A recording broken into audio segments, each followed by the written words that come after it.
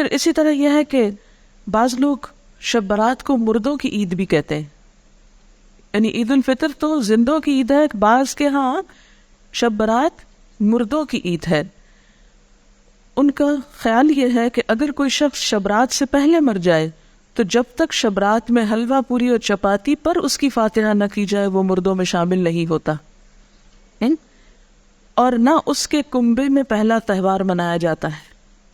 یعنی رواج کیا ہے کہ جب کوئی فوت ہو جائے تو پہلا تہوار یہ منایا جائے، پھر اس کے بعد کوئی شادی رکھی جائے یا کوئی اور خوشی کا موقع، تو یہ مردے کی پہلے عید کی جائے پھر اپنی عید۔ آپ نے دیکھا ہوگا کہ اگر کسی کا کوئی رشتہ دار عید سے پہلے فوت ہو جائے تو لوگ عید نہیں مناتی ہے، ہمارے یہاں کتنی عام ہے یہ بات نا۔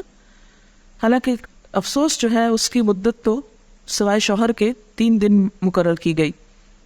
پھر اسی طرح یہ ہے کہ ان کے ہاں، ہندوؤں کے ہاں اگر کوئی فوت ہو جائے تو یہ پرکھوں کو کھلانے والے واقعے سے پہلے نہ کوئی شادی بیاہ رکھتے ہیں اور نہ ہی کوئی اور خوشی کا موقع۔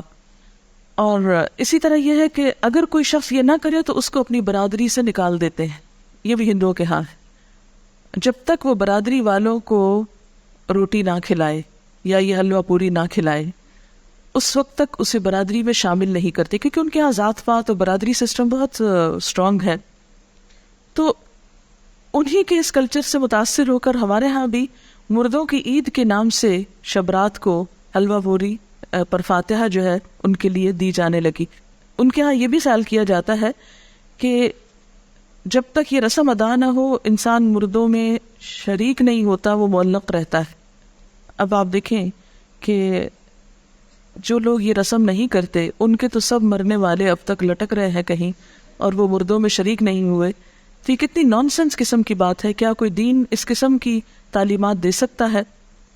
اسی طرح بعض لوگوں کے ہاں یہ رواج بھی ہے کہ وہ گھروں کی صفائی کر کے ایک مخصوص جگہ پر حلوہ چپاتی رکھتے ہیں، اور موسمی پھل بھی اور مٹھائیاں بھی اور کھانے پینے کی چیزیں بھی، اور وہ کہتے ہیں کہ یہ مرنے والے کے لیے ہے، اور ہر وہ چیز رکھی جاتی ہے جو مرنے والے کو پسند ہوتی ہے۔ اور بعض اوقات لوبان اور اگربتی وغیرہ جلا کر بھی اس کو مزید بارونق کیا جاتا ہے۔ اور بعض لوگوں نے یہ بھی تصور قائم کر رکھا ہے کہ میت کی روح 40 دن تک گھر پر آتی رہتی ہے، اور خصوصاً شب رات کو بھی آتی ہے، یعنی 40 دن تک آنے کے علاوہ شب رات کو بھی آتی ہے۔ تو اس کا کوئی ثبوت نہ قرآن پاک سے ہم کو ملتا ہے اور نہ ہی حدیث سے ملتا ہے۔ ابھی ریسنٹلی آپ نے سورۃ المومنون پڑھی، اس میں آپ نے برزخ کے بارے میں پڑھا، وَمِن وَرَائِهِمْ بَرْزَخٌ إِلَىٰ يَوْمِ يُبْعَثُونَ، کہ مرنے والا جب مر جاتا ہے تو ان کے پیچھے کیا ہے؟ برزخ، پردہ آ گیا۔ کب تک؟ إِلَىٰ يَوْمِ يُبْعَثُونَ۔ کہاں آپ ان کا آپ کے گھروں میں آنا اور آ کر کھانے پینے کی چیزیں دیکھ کر ترسنا، کیونکہ اب وہ خود تو کھا نہیں سکتے۔ یعنی یہ کتنے افسوس کی بات ہے کہ ایک روح آ رہی ہے اور آپ اس کے لیے کھانے پینے کی چیزیں رکھ رہے ہیں جو وہ کھا بھی نہیں سکتی۔ تو دین میں اس قسم کے کوئی عمل نہیں ہے کہ جو عقل سے مطابقت نہ رکھتے ہوں۔ جی، یہ پوچھ رہی ہیں کہ وہ سب پھر کھاتا کون ہے؟ اگر سمجھ بھی لیا جائے کہ وہ سپوز کہ وہ آتے ہیں تو آ کے دیکھ کے چلے جاتے ہیں، اور پھر ہم خود بیٹھ کے کھا لیتے ہیں یا اوروں کو کھلا دیتے ہیں۔ یہ کس قدر شرمناک بات ہے کہ مہمان نے تو کچھ کھایا نہیں اور اپنی موج کر لی ہم نے۔ اور بعض لوگ اس کی دلیل جو روحوں کے آنے کی کہتے ہیں کہ قرآن پاک میں بھی روح کا لفظ آیا ہے، اور حالانکہ آپ جتنی آیتیں بھی اس زبان میں پڑھ چکے ہیں وہ حضرت جبریل علیہ السلام کے بارے میں ہے یا وحی کے بارے میں ہے۔ اور بعض لوگوں کا خیال یہ ہے کہ اگر شب رات کو یہ فاتحہ نہ دلائی جائے تو مردے غمگین واپس جاتے ہیں، اور اگر فاتحہ دلائی جائے تو مردے خوش خوش واپس جاتے ہیں۔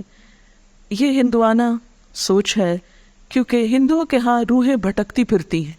انشاءاللہ آپ کو لیٹر آن یہ 3 بڑے مذاہب جو بر صغیر سے متعلق ہیں، ہندوازم اور بدھزم اور سکھوں کے بارے میں انشاءاللہ کچھ لیکچرز دلوائے جائیں گے۔ یہ ہم آخر میں بالکل کرتے ہیں، اور اس وقت جب آپ قرآن پاک تقریباً پڑھ چکے ہو، تاکہ آپ جب وہ سنیں تو قرآن کو کمپیئر کر سکیں کہ ان باتوں کی تردید قرآن میں کس کس طریقے سے ہوتی ہے۔ پھر آپ کے اپنے اندر بھی ایک میزان پیدا ہو جاتا ہے نا۔ اگر ہم ابھی آپ کو سنا دیں تو شاید آپ کو وہ ایک معلومات سے زیادہ کوئی چیز نہ لگے۔ تو ہندوؤں کے ہاں یہ سمجھا جاتا ہے کہ روحیں بھٹکتی پھرتی ہیں، اور ان کے خیال میں تو بعض اوقات وہ دشمنوں سے انتقام بھی لیتی ہیں، لیکن قرآن پاک سے اور حضور صلی اللہ علیہ وسلم کی سنت سے کہیں ثابت نہیں. آپ صلی اللہ علیہ وسلم نے کبھی نہیں فرمایا کہ آج حضرت خدیجہ کی روح واپس آئی ہے، یا میرے والدین کی روح آئی ہے، یا آپ کے بیٹے جو آپ کی زندگی میں فوت ہو گئے تھے ان میں سے کسی کی روح آئی، یا آپ کے جو عزیز چچا تھے حضرت حمزہ ان کی کوئی روح، یا دیگر کسی کی بھی روح کے بارے میں آپ صلی اللہ علیہ وسلم سے کوئی بھی ایک روایت نہیں ملتی.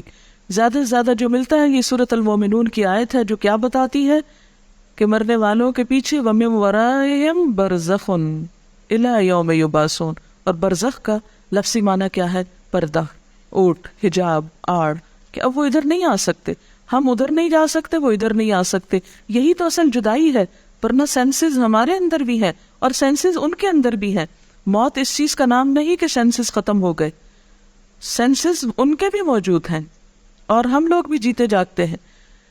موت آپ یوں سمجھ سکتے ہیں کہ جیسے ایک یہ کمرہ ہے، اس وقت ہم یہاں بیٹھے ہیں، اور ایک ساتھ والا کمرہ ہے، اور ان دونوں کے بیچ میں ایک دیوار ہے. اس کا دروازہ کھلتا ہے تو ایک شخص ادھر چلا جاتا ہے. موت کا بھی یہی ہوتا ہے کہ وہ ایک مخصوص گیٹ کھلتا ہے اور انسان اس دنیا سے رخصت ہو کے دوسری دنیا میں چلا جاتا ہے. موت فنا کا نام نہیں، موت صرف انتقال ہے، ایک جگہ سے دوسری جگہ جانے کا نام ہے. یہاں بھی انسان خوشی غم محسوس کرتا ہے اور برزخ میں بھی انسان خوشی غم محسوس کرتا ہے. دنیا میں خوشی غم کے اسباب اور ہوتے ہیں، برزخ میں خوشی غم کے اسباب انسان کے اعمال ہوتے ہیں. وہاں ان کو خوشیاں ملتی ہیں جو اچھے عمل کر جائیں، یا ان کے پیچھے ان کی اولاد کوئی اچھے کام کرے، یا صدقہ جاریہ کے کچھ کام چھوڑ جائیں تو وہ ان کی خوشیوں کا سبب ہوتے ہیں. جبکہ دنیا میں ہم عام طور پر مال وغیرہ یا لوگوں کے جمع ہونے یا کھانے پینے کی محفلوں میں خوش ہوتے ہیں، جبکہ وہاں پر ایسی نہ کوئی محفل ہے اور نہ ایسے کوئی انتظام ہے اور نہ یہ چیزیں وہاں پر فائدہ دیتی ہیں. جیسے کہ قرآن پاک میں آتا ہے یوم لا ينفع مال ولا بنون الا من اتى الله بقلب سلیم. اس دن نہ مال اور نہ بیٹے کچھ بھی کام نہیں آئے گا سوائے اس کے جو قلب سلیم یعنی سلامت دل لے کر آیا، کہ جس میں صرف اللہ کی ذات جمی ہوئی ہو. اسی طرح یہ ہے کہ ہمارے ہاں چراغاں اور آتش بازی کی جاتی ہے، لائٹننگ کی جاتی ہے. یہ بھی بیسیکلی ایک ہندوانہ رسم ہے، اور اگر ہندوانہ نہ بھی ہو ہمیں اس سے بھی کوئی نہیں کہ کس کی ہے اور کس کی نہیں، اس لیے کہ صرف ہندو نہیں تو دنیا بھر میں اب آتش بازی کے شو جو ہیں وہ دیکھے جا سکتے ہیں. اسلامکلی ایسی چیزوں کو بہت پروموٹ کرنا، تھوڑا بہت روشنی اور تھوڑی بہت ایسی چیز اعتدال میں، تو وہ کسی حد تک آپ کہہ سکتے ہیں مثلا شادی کے موقع پر اگر اعلان کرنا ہے، کیونکہ لازم ہے نکاح کا اعلان کرنا، تو اس کے لیے اگر کچھ تھوڑی بہت روشنی کر لیتا ہے حدود کے اندر رہتے ہوئے تو کوئی حرج نہیں. لیکن جس ملک کا حال یہ ہو کہ اس کی فیکٹریاں آدھا دن بند رہتی ہوں صرف اس لیے کہ بجلی نہیں، وہاں ایک رات میں اتنی بجلیاں ضائع کر دینا. اور خصوصاً میں کراچی میں دیکھتی ہوں کہ راتوں کو جو فنکشنز ہوتے ہیں ان میں بے تحاشا بجلی صرف کی جاتی ہے، اور بعض اوقات محض نمائش کے لیے. یہ کس قدر اسراف ہے. دن میں فیکٹریز میں کام کرنے کے لیے بجلی نہیں، اور وہی بجلی ہم محض رات کو دل کی خوشی کے لیے ضائع کر بیٹھتے ہیں. یہ ایک قومی نقصان بھی ہے، اور اللہ کے ہاں بھی اس کی پوچھ ہوگی کہ اتنا اسراف آخر کیوں. ہر چیز اپنی حدود کے اندر ہی اچھی ہے اور ایک لمیٹڈ ٹائم میں ہی اچھی ہے. اس سے بڑھ جانا جو ہے وہ دنیا اور آخرت دونوں میں نقصان دیتا ہے. اور اسی طرح محض آگ جلا کے ختم کر دینا اور اس پر لاکھوں کروڑوں روپیہ ضائع کر دینا، اور اس کے نتیجے میں جو پولوشن پیدا ہوتی. آپ کو معلوم ہے کہ جب بہت آتش بازی ہوتی ہے، کیونکہ اسلام آباد میں ہر سال شاید 14 اگست کو ہوتی ہے، تو اس روز آپ یقین کیجئے کہ ہم لوگ سانس نہیں لے پاتے. قریبی جو ایک بہت بڑا پارک ہے فاطمہ جرا پارک، تو اس میں ہوتا ہے، اور اس قدر گھروں تک دھواں آ جاتا ہے کہ کھڑکی آپ کھولیں تو آپ کا دم گھٹنے لگتا ہے. کروڑوں روپیہ الگ خرچ ہوا آگ جلانے پہ، اور اس کے بعد جو دھواں بن کے نیچے پورے شہر میں پھیلتا ہے اور کئی بیماریوں کا سبب بنتا ہے. مجھے نہیں سمجھ میں آتا یہ کون سی قومی خدمت ہے. اس سے بہتر ہے کہ ہم کوئی بھی ایسا تعمیری کام کریں اس روز کہ جس سے ہماری قوم تھوڑا آگے جائے دنیاوی اعتبار سے بھی. بہرحال اپنے خون پسینے کی کمائی کو آگ جلا کر اڑا دینے میں اور لوگوں کو اذیت دینے میں اور محض وقتی صرف ایک ایکسائٹمنٹ میں خرچ کر دینا اسلام کی روح سے میل نہیں کھاتا. پھر یہ ہے کہ ہمارے ہاں عام طور پر اس رات کے بارے میں کچھ فضیلتیں منسوب ہیں. مثلاً یہ کہ شب برات میں سالانہ بجٹ تقسیم ہوتا ہے، سال بھر کے امور کا فیصلہ ہوتا ہے، رزق، شادی، اولاد، حج، موت، بیماری، فراخی، تنگی، عزت، ذلت، حادثات، غمی، خوشی، اس رات بعض لوگوں کو مردوں میں لکھ دیا جاتا ہے۔ تو یہ سب باتیں جو ہے من گھڑت ہیں، ان میں سے کسی ایک چیز کی بھی حقیقت نہیں۔ یہ سب کچھ لیلۃ القدر تقدیر کی رات میں ہوتا ہے، نہ کہ شعبان کی 15 رات میں۔ اور اسی طرح بعض روایات میں لوگوں کے ہاں یہ مشہور ہے کہ جس طرح زمین پر مسلمانوں کی 2 عیدیں ہیں، اسی طرح ملائکہ کی 2 عیدیں ہیں، شب برات اور لیلۃ القدر۔ یہ بھی بالکل من گھڑت بات ہے۔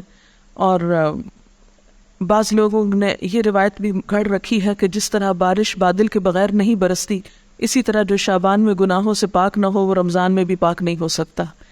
یہ بات بھی ایک عقل میں نہ آنے والی بات ہے۔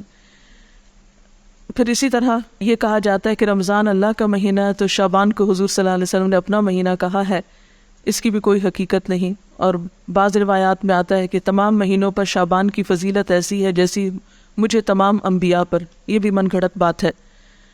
اور شعبان کی 15ویں رات قیام کرو اور دن کو روزہ رکھو، کیونکہ اللہ تعالیٰ اس دن آسمان دنیا پہ تجلی فرما کر کہتا ہے کہ ہے کوئی بخشش مانگنے والا کہ اسے بخش دو۔ یہ تو ہر رات میں ہوتا ہے۔ صحیح حدیث سے کیا پتہ چلتا ہے کہ ہر رات اللہ تعالیٰ آسمان دنیا پہ نزول فرماتے ہیں اور یہی فرماتے ہیں کہ ہے کوئی بخشش مانگنے والا کہ میں اسے بخش دوں، ہے کوئی مصیبت زدہ کہ میں اس کی مصیبت دور کروں۔ اس کے لیے صرف 15 رات مخصوص نہیں ہے۔ پھر اسی طرح بعض لوگوں نے یہ بھی مشہور کر رکھا ہے کہ جو شعبان کے 3 روزے رکھتا ہے اس کے سب گناہ معاف ہو جاتے ہیں اور اس کی روزی میں برکت دی جاتی ہے، اور اس کی بھی کوئی حقیقت نہیں ہے۔ یہ کیسے ہو سکتا ہے سال بھر انسان گناہ کرے اور صرف شعبان کے 3 روزے رکھ کے سب کچھ درست کر لے؟ اسلام شارٹ کٹ نہیں، اسلام چند ریچولز کی ادائیگی کا نام نہیں، اسلام ایک وے آف لائف ہے، طریقہ زندگی ہے۔ اس میں اللہ کے حقوق بھی ہیں اور بندوں کے حقوق۔ یہ کس طرح ہو سکتا ہے کہ ایک شخص دوسروں کے حقوق پہ ڈاکہ ڈالے، کسی کو تانے دے، کسی کی چغلی کرے، کسی کے گھر میں آگ لگوائے، کسی کو ستائے، کسی کو مارے اور حرام خوری کرے، اور پھر اس طرح کے چند کام کر کے، حلوے پکا کے کھا کے اور چند اور ریچولز ادا کر کے یہ سمجھے کہ اس کے دین کی ساری ذمہ داری پوری ہو گئی؟ ایسی کوئی چیز قرآن کی روح سے تو ہم کو معلوم نہیں ہوتی۔ پھر اسی طرح یہ ہے کہ بعض لوگ 15 شب کو جاگتے ہیں اور صبح روزہ رکھتے ہیں، اور ان کے نزدیک یہ رات کو جاگنا اور صبح روزہ رکھنا جو ہے یہ سارے گناہوں کی معافی کا ذریعہ ہے۔ اس کے بارے میں ایسی کوئی بشارت یا کوئی فضیلت کسی صحیح حدیث میں نہیں آئی۔ ایک ضعیف حدیث میں ایسی چیز ملتی ہے، اس لیے اگر کوئی اپنے شوق سے کسی ایک رات میں جاگنا چاہے تو وہ صرف 15 نہ جاگے، 13 بھی جاگ لے، 14 بھی جاگ لے، یا کوئی اور رات بھی شعبان کی جاگ لے، صرف اسی رات کو مخصوص نہیں کرنا چاہیے۔ عام طور پر لوگ یہ کہتے ہیں کہ کیا فرق پڑتا ہے، کوئی نیکی کرتا ہے تو کرتا رہے، تو ٹھیک ہے، وہ ان کی مرضی۔ لیکن اگر کوئی یہ سمجھے کہ اس نیکی سے میرے سارے گناہ معاف ہو جائیں گے یا میرے اگلے پچھلے گناہوں کی صفائی ہو جائے گی، تو ایسی کوئی توقع نہیں رکھنی چاہیے۔ وہ تو یہ بھی ہو سکتا ہے کہ آپ کسی بھی وقت اللہ سے رو کر دعا مانگے تو ہو سکتا ہے پچھلے سارے گناہ معاف ہو جائیں، لیکن اس رات کے بارے میں ایسی کوئی صحیح حدیث جو ہے وہ نہیں ملتی۔ آپ دیکھیے کہ یہ سب چیزیں بیان کرنے کا مقصد کیا ہے؟ مقصد یہ نہیں ہے کہ لوگوں کو ایک نیکی سے ہٹایا جائے، مقصد یہ ہے کہ لوگوں کو خود ساختہ بوجھ سے نکالا جائے۔ جب ہم دین میں کوئی چیز خود ایجاد کرتے ہیں، خود اس کی فضیلت بنا لیتے ہیں، اس کی پابندی کرتے ہیں، تو بسا اوقات ہم اپنے اوپر ناروا بوجھ ڈال لیتے ہیں۔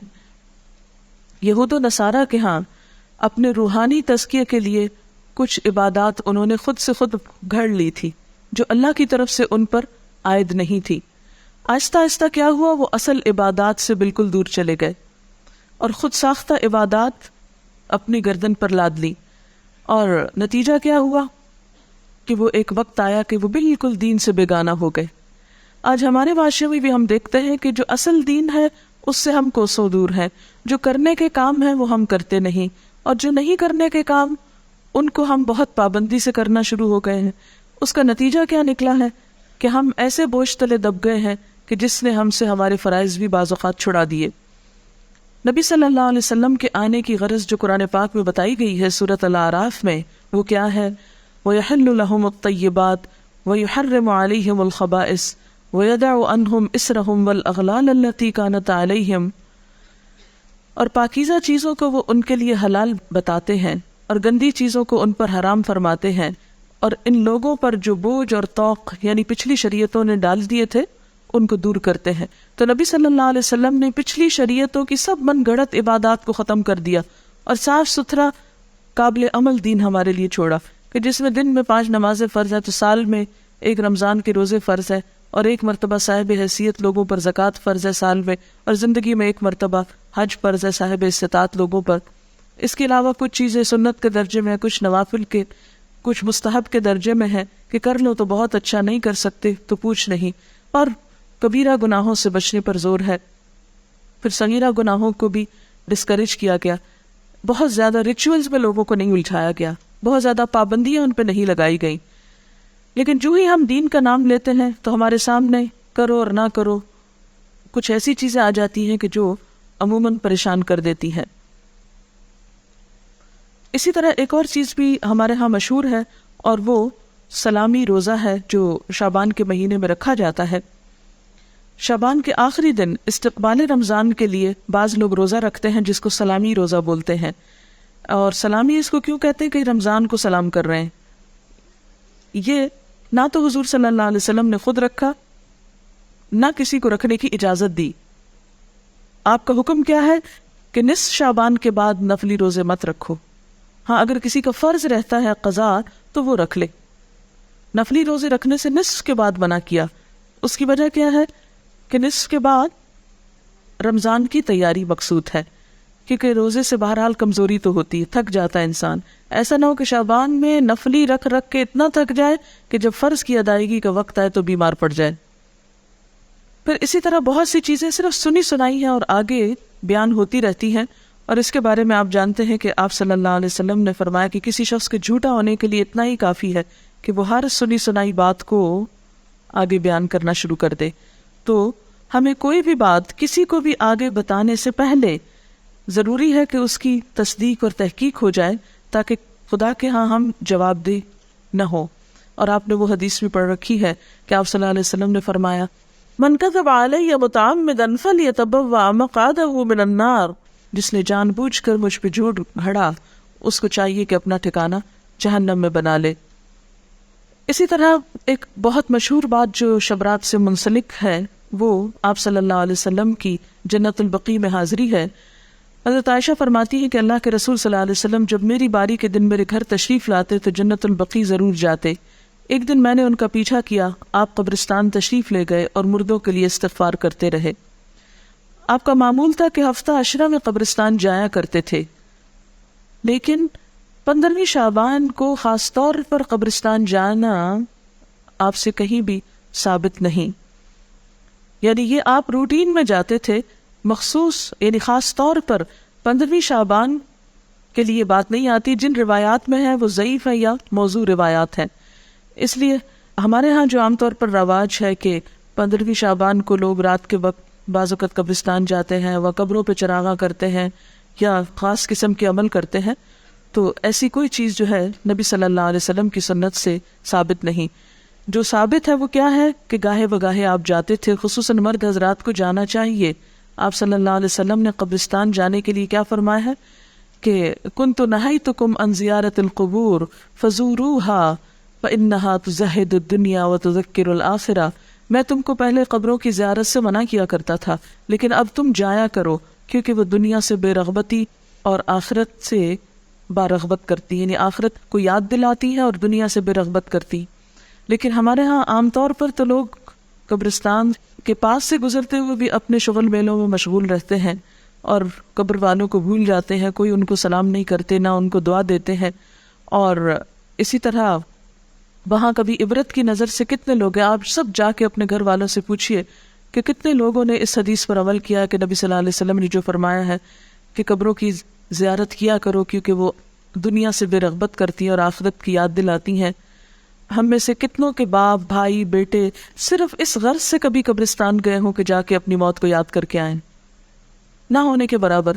لیکن جو چیز اللہ کے رسول صلی اللہ علیہ وسلم نے نہیں کی وہ ہم سب شوق سے کرتے ہیں، اور اس میں پھر ایک میلے کا سما بھی پیدا کر لیتے ہیں۔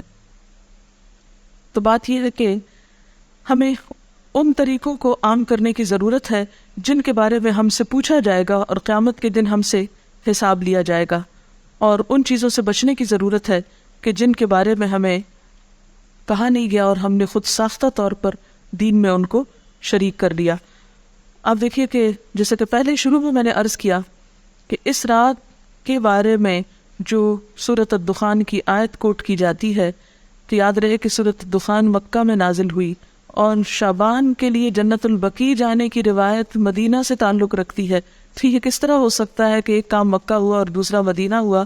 یہ سب باتیں اس لیے مشہور ہوئی کہ ان کی اصل حقیقت پر غور نہیں کیا گیا، اور صرف دیکھا دیکھی یا سنا سنائی میں یہ چیزیں عام کر کے لوگوں میں اتنی پھیلا دی گئی کہ اگر کوئی شخص اس کے بارے میں یہ بتائے بھی کہ یہ درست نہیں تو عموماً اسی کو برا بھلا کہا جاتا ہے اور ان چیزوں پر اصرار کیا جاتا ہے۔ یہ تھی اصل حقیقت جو میں نے آپ کے سامنے رکھی ہے۔ اگر آپ چاہیں تو اس کو قبول کر لیں، اور چاہیں تو آپ وہی کریں جو آپ کرتے رہتے ہیں، کیونکہ میرا حساب بھی اللہ کے ذمہ ہے اور آپ کا بھی۔ ہم میں سے کوئی کسی کا ذمہ دار بنا کے نہیں بھیجا گیا، ہر ایک کو خود جواب دہی کرنی ہے۔ فرض یہ بنتا ہے کہ جو بات انسان کو معلوم ہو وہ دوسروں تک پہنچا دے۔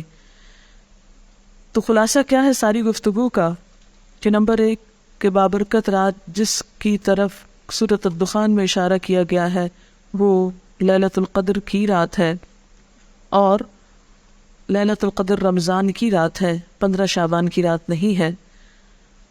اور اس کے علاوہ جو رسم و رواج عموماً اس رات کے حوالے سے کیے جاتے ہیں وہ اسلامی کلچر کا حصہ نہیں، اور انہی رسموں کے بارے میں ہی علامہ اقبال نے کہا تھا، وضع میں تم ہو نصارہ تو تمدن میں ہنود، یہ مسلمان ہیں جنہیں دیکھ کے شرمائے یہود، یہ امت روایات میں کھو گئی، حقیقت خرافات میں کھو گئی۔ تو بات یہ ہے کہ خرافات اتنی عام ہو گئی ہیں کہ اصل حقیقت ہماری نظروں سے اوجھل ہو گئی ہے۔ میکسیمم جو کرنے کا کام ہے وہ یہ کہ روزے رکھیے، اور وہ بھی 15 کے بعد نفلی نہیں، اگر پچھلے سال کے آپ کے کوئی چھٹے ہوئے ہیں تو ان کو پورا کر لیجئے۔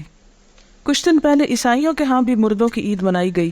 شارع فیصل پر عیسائیوں کے قبرستان پر بے انتہا رش تھا، لوگ صبح سے چرچ چلے گئے تھے۔ میں اکثر سوچا کرتی تھی کہ یہ ٹرینڈ ہمارے ہاں ہندوؤں سے آیا ہے یا کرسچن سے؟ پوچھا جا سکتا ہے، اگر آپ کے کوئی ہمسائے ہوں تو آپ پوچھ لیجئے اور بتا دیجئے تاکہ ہمارے علم میں بھی اضافہ ہو۔ کسی بھی کلچر سے ہو سکتا ہے، لیکن بہرحال اسلامی کلچر نہیں ہے۔ بہت سے لوگ کہتے ہیں کہ شب برات کو، کہ اس رات کو پورے سال میں لوگ جو مرتے ہیں ان کے پتے جھڑ جاتے ہیں۔ وہ پتے لگے ہوئے کہاں ہیں؟ آپ کے گھر کے درخت پر یا کسی خاص درخت پر؟ یہ بھی ایک سنی سنائی بات ہے، کسی قرآن حدیث سے یہ نہیں پتہ چلتا کہ پتا گرنے سے کوئی مرتا ہے۔ کسی بزرگ سے پوچھا گیا کہ کون سی رات شب قدر ہے، تو انہوں نے کہا ہر رات شب قدر ہے اگر تو اس کی قدر جانے، یعنی ہر رات کو اگر تم عبادت کرو تو اللہ کے ہاں بہت بڑی، تہجد کے وقت اٹھو، مراد یہ ہے۔ لیکن ہم اس وقت سوئے رہتے ہیں، اور آپ کو یہ بھی معلوم ہے نا، ہر رات قبر پکارتی ہے، میں کیڑوں کا گھر ہوں، میں مٹی کا گھر ہوں، میرے پاس آنے کے لیے کچھ تیاری کر لو، لیکن وہ تو آواز ہم کو نہیں سنائی دیتی۔ اگر پچھلے روزے چھوٹے ہوئے ہوں تو اگلے قبول نہیں ہوتے؟ نہیں، ایسی بات نہیں، اگلے قبول تو ہو جاتے ہیں، لیکن پچھلے زیادہ لمبے عرصے تک چھوڑے نہیں رکھنے چاہیے، زندگی کا کچھ پتہ نہیں ہوتا۔ اللہم انک عفو کریم تحب العفو والی شعبان کی رات کو پڑھنے کی خاص طور پر تاکید ہے یا نہیں؟ یہ شعبان کی رات کو پڑھنے کی تاکید نہیں، بلکہ لیلۃ القدر میں آخری راتوں میں پڑھنے کی تاکید ہے۔ یہ کسی نے لکھا ہے کہ عرب حالانکہ بہت امیر ہوتے ہیں مگر اسراف سے بچنے کے لیے لوگ شادی کے اعلان کے طور پر اپنے فلیگ لگاتے ہیں تاکہ مہمانوں کو گھر ڈھونڈنے میں مشکل نہ ہو، بجائے اس کے کہ وہ رات میں بتیاں لگائیں اور بجلی ضائع کریں۔ یہ ایک اچھا الٹرنیٹ ہے، آپ کوئی اور علامت بھی رکھ سکتے ہیں۔ اکثر لوگ اس ماہ میں قبروں پر جا کر دعا کرتے ہیں اور قبروں پر مٹی وغیرہ رکھتے ہیں یا ٹھیک کرواتے ہیں۔ یہ تو کسی بھی وقت کرائی جا سکتی ہے قبروں کی درستگی، جب قبروں کو درست ہونے کی ضرورت ہو، نہ کہ صرف اس رات میں یا اس مہینے میں۔ بڑی رات سمجھ کر 15ویں شب کو مغرب کی نماز پڑھنے کے بعد اوابین پڑھتے ہیں 6 رکعت، کیا یہ پڑھ سکتے ہیں؟ یہ اگر آپ نے پڑھنا ہے تو عام طور پر پڑھا کریں، صرف اسی ایک رات میں کیوں پڑھ کے فارغ ہونا چاہتے ہیں؟ اگر شعبان کے مہینے میں فرض چھٹے ہوئے روزے رکھ لیں تو کوئی حرج نہیں، یہ پہلے بتا دیا گیا کہ کوئی حرج نہیں۔ کیا 15 شعبان کی رات اور اگلے دن کے روزے کا کانسیپٹ اور ممالک میں بھی ملتا ہے؟ جی ہاں، بعض اور ممالک میں بھی ضعیف احادیث پر لوگ عمل کرتے ہیں اور کچھ نہ کچھ عبادت وغیرہ کرتے ہیں، لیکن یہ کہ جس طرح ہمارے ہاں خاص طور پر آتش بازی اور مردوں کی عید اور اس قسم کی چیزیں ہیں، یہ عموماً نہیں ملتی۔ وآخر دعوانا ان الحمد للہ رب العالمین۔